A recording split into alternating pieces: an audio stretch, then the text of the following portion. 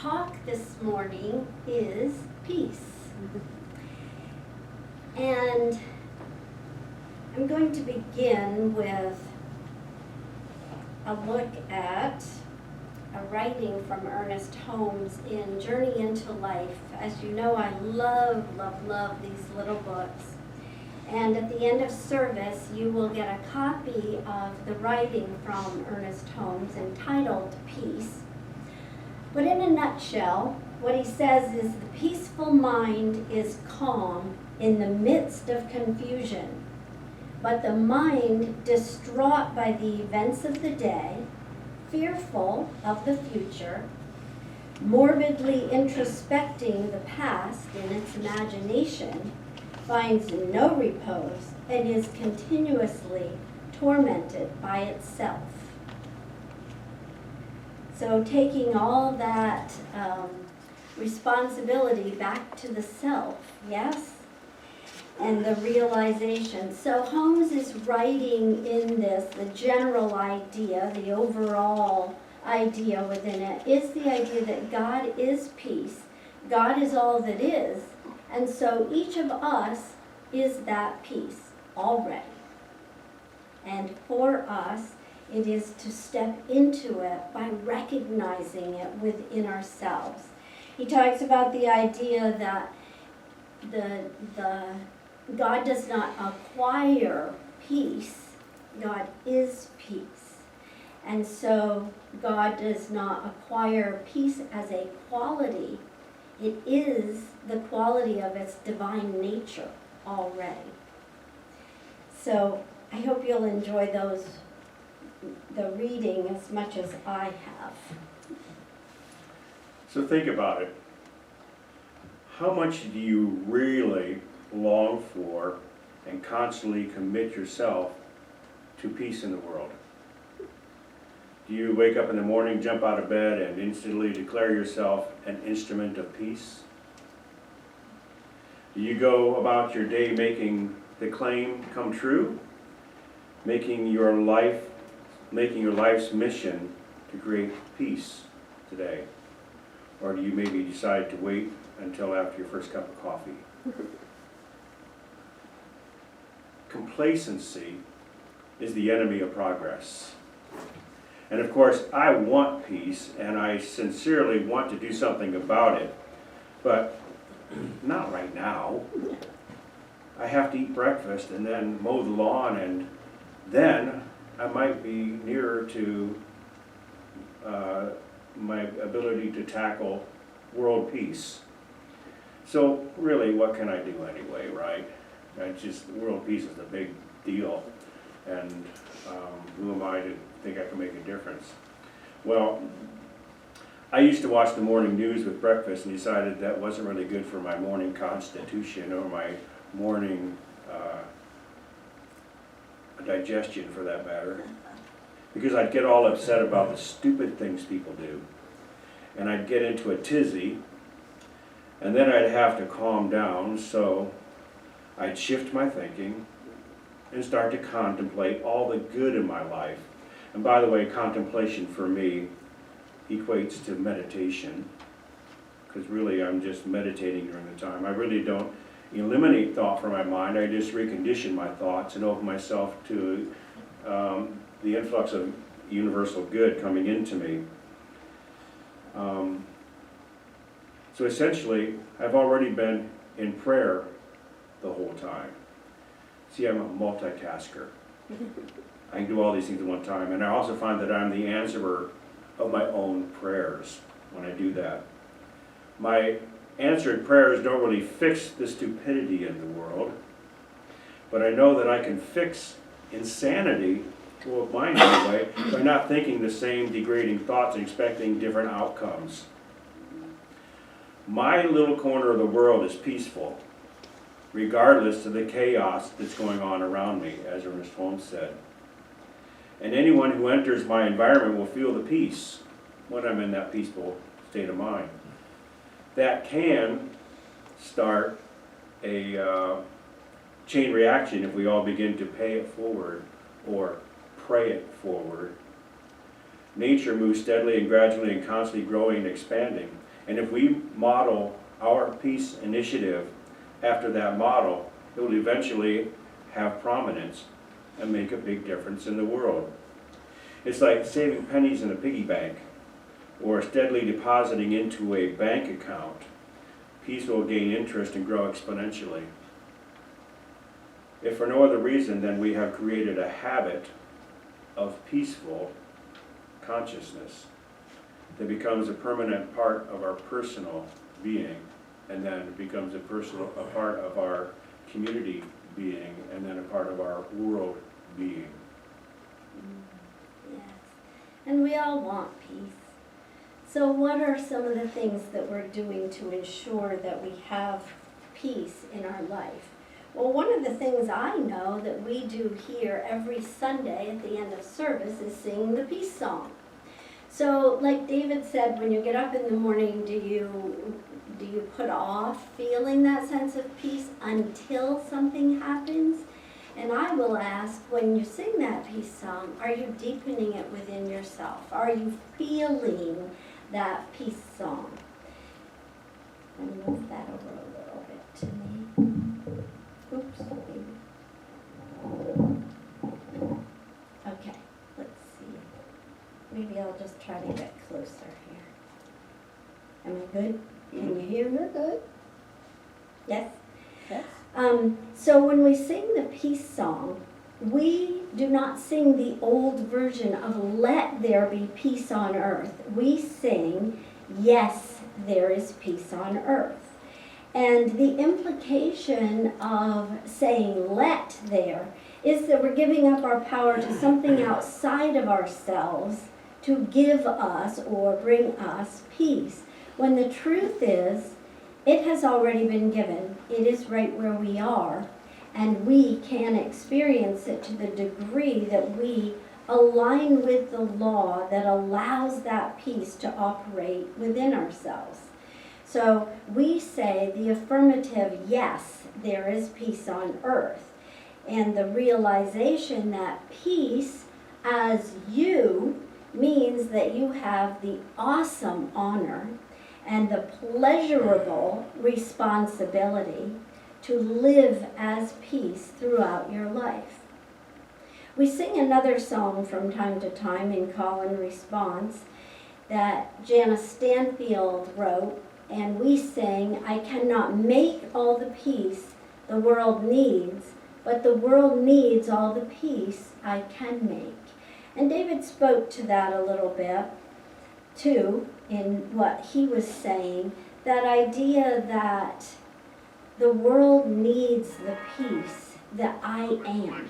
So it might be easy for us sometimes to think that we're not, what we have to say or live or do or be isn't enough to make an effect on the world, but it absolutely is. I remember recently when someone said, well, you notice around you all the people and things going on that are troublesome in your life, and I thought, no, I don't. I don't notice anything. I couldn't even think of people that in my life feel troublesome to me. And so what happens is that as you get clear with your own peace and you stand in your peace, anything that's unlike that falls away.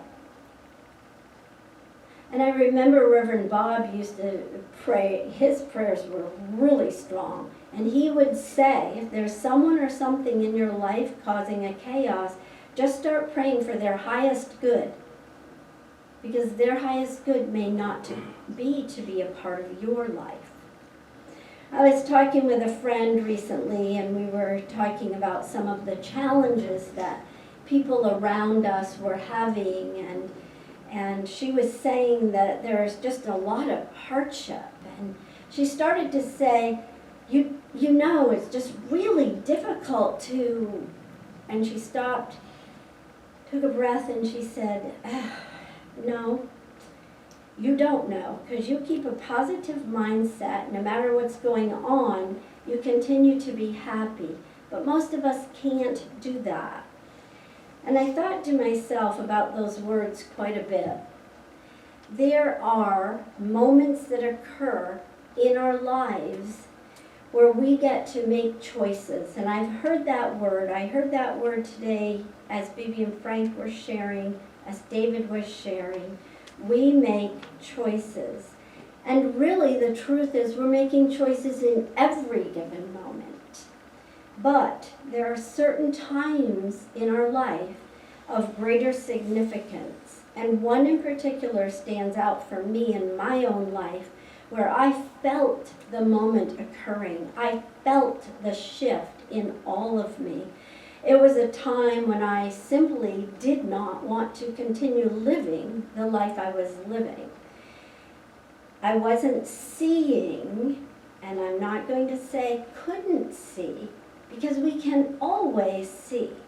Whatever we're doing, we have a thinking mind, and we can make shifts so that we can see anew.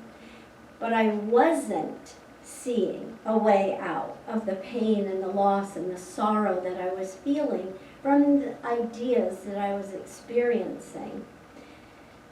There came a moment that I remember vividly when I was feeling very alone, and I felt as if no one understood, and my support system of family was washed away, when I suddenly realized the truth of my divine nature. I awakened to realizing the God within me in a greater awareness than I ever had before. And I absolutely just knew I was never alone. God and I are a majority. No matter what the appearances may be, God has my back and my front and my inner. And all I have to do is turn my attention over to that God within, to that peace within, and allow it to flourish, to grow, to expand. And obviously you can see I did. So there are those life-changing moments. Now nothing on the outside changed immediately. And I'm not saying it couldn't, but it didn't for me in that situation of the dark time. But I had new eyes to see. And I saw beyond the experience to the greater good of God that is within me, and that is and lives and moves and has its being as each and every single one of us all the time. It's always present. I got a unique insight while I'm listening and realized there's a really intricate part of a thought process. And that is the point when you realize that I am a choice to make a new choice. When I really can make a difference. And I'm a choice to do that. According to Norman Solomon, who was the author of the book War Made Easy, civilians accounted for 15% of casualties in World War I. 15% of casualties were civilians. 65% of casualties in World War II were civilians.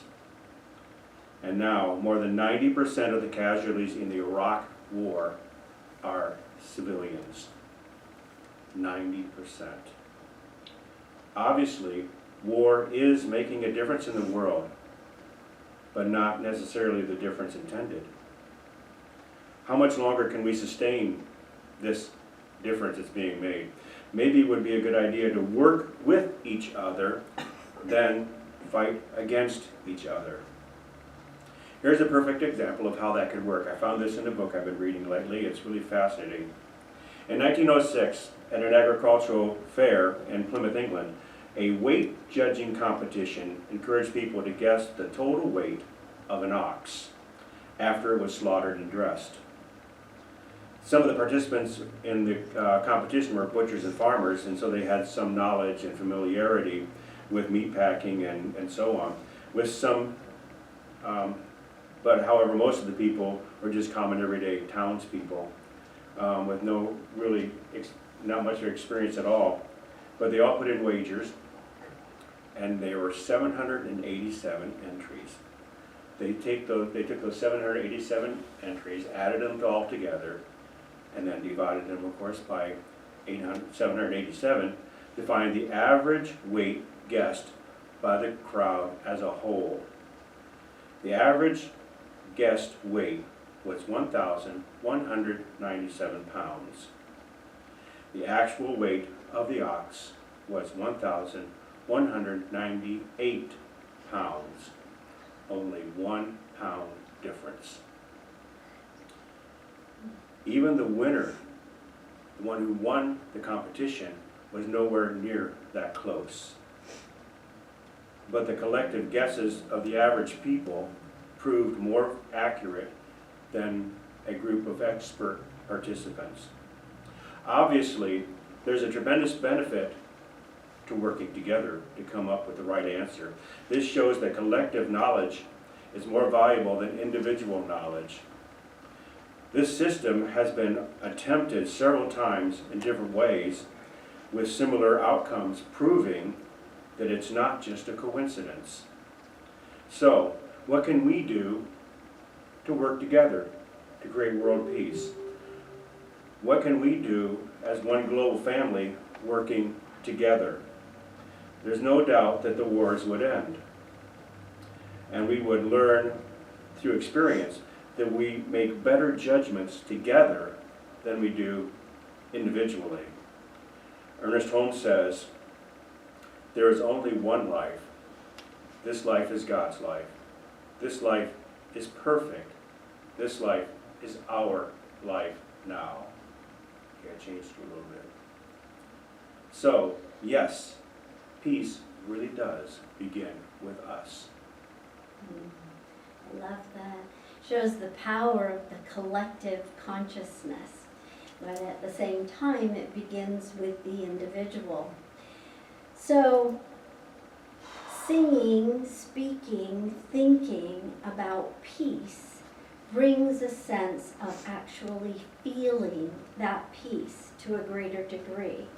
However, we're not always singing about peace, are we?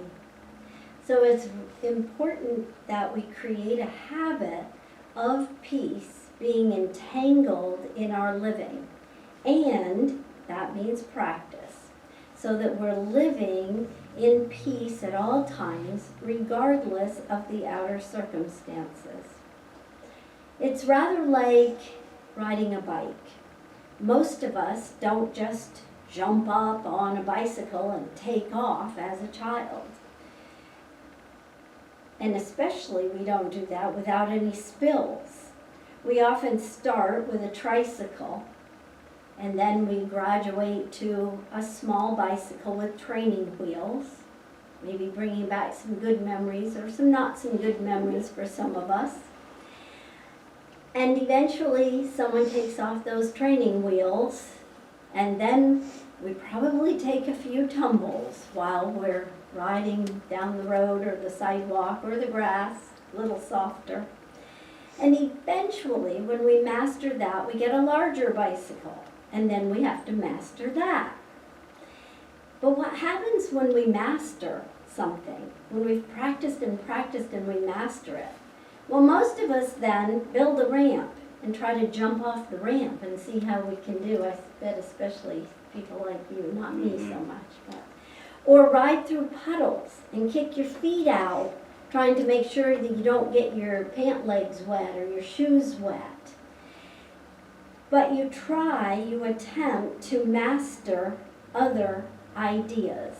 And the point is that it's a process. So we can't beat ourselves up when we're not living in peace.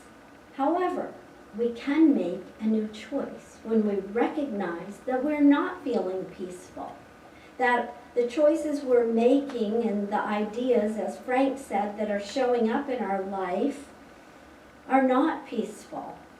We can make a difference. So it takes a little practice maybe, but it's definitely a doable. We know it's a doable because each of us have experienced peace in our lives, in certain situations, or within ourselves, to varying degrees probably. The thing is, we find that just as we've attained a level of feeling at peace, something in life comes about attempting to knock us off the bicycle. Yes? Could be a medical diagnosis or a bill, maybe one that we didn't expect. It could be one we did expect. Could be a personal relationship or a careless driver who cuts us off in traffic. We each know what things push our buttons and activate us and help us to step out of peace. But practicing living in peace allows us to make the shift. Any incident that builds a wall between your thinking and your peace likely feels large to you. And when that happens, we go with it. We become reactive to it. And we do not need to. We do not need to become reactive. What we need to do is recognize that there's been a split in our thinking and our feeling, and move back into consciously thinking of peace. All the occurrences are things that happen as we live life. And we want to attain a state of living and thinking that is so secure that we find ourselves experiencing peace while we are dealing with them. Because they're life events, like the flood in our garage. Nobody's fault. 50-year-old equipment is going to break. Now, could we have said, that pump is rather old and we should shift it out so it doesn't flood? We could have, but do most of us? No. Could have, would have. So we experienced, or really rather David experienced, the effect of that experience. And me too, because I have to smell it. Although it does smell better now, thank you, Wayne. So if we're going to experience upsets in life, why not do it with a peaceful body and mind? We will feel so much better. You are the greatest experiment you will ever undertake. You are the great experiment.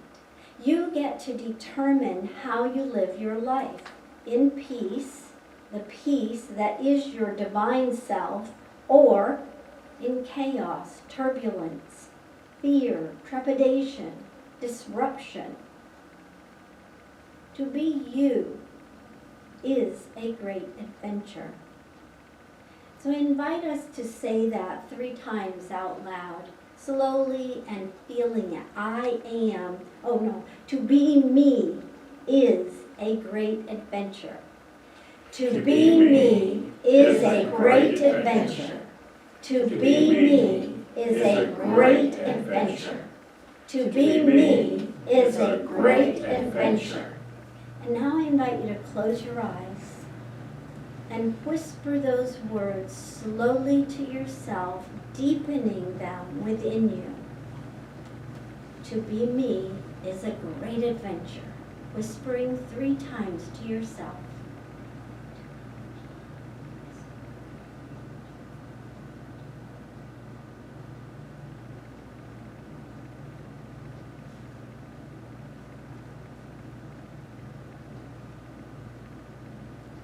And when you open your eyes, take a breath.